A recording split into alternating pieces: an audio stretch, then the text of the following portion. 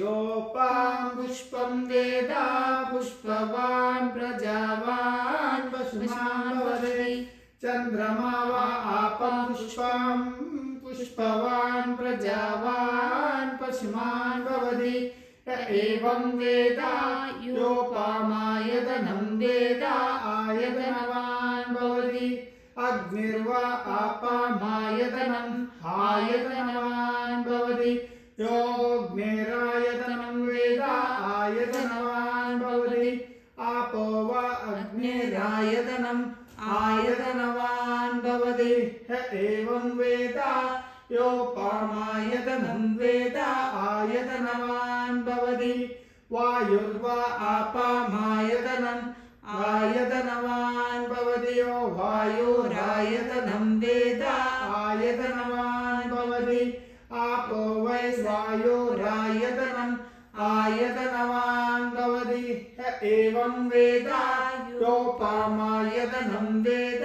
आयतनवान् भवति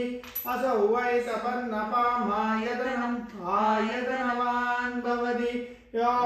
योमुष्यतमदायतनं वेद आयतनवान् भवति आपो वा अमुष्यतपदायतनम् आयतनवान् भवति एवं वेद योपामायतनं वेद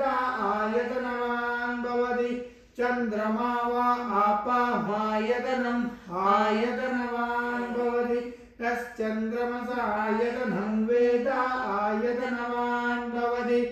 आपो वै चन्द्रमस आयतनम् आयतनवान् भवति एवं वेद योपामायतनं वेद आयतनवान् भवति नक्षत्राणि वा आपामायतनम्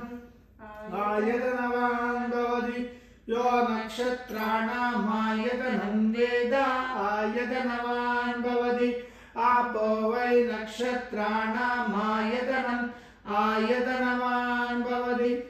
एवं वेद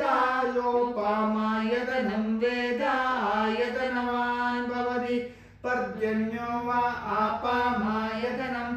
आयतनवान् भवति यः पर्जन्यस्यायतनं वेद आयतनवान् भवति आपो वै पर्जन्यस्यायतनम् आयतनवान् भवति एवं वेद योपामायतनं वेद आयतनवान् भवति संवत्सरो वा आपामायतनम् आयतनवान् भवति यः संवत्सरस्यायतनं वेद आयतनवान् भवति आपो वै संवत्सरस्यायतनम् आयतनवान् भवति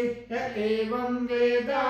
योऽप्सुनावं प्रतिष्ठितां वेद प्रत्येव तिष्ठति पुल्लेन्दीवरकान्तिं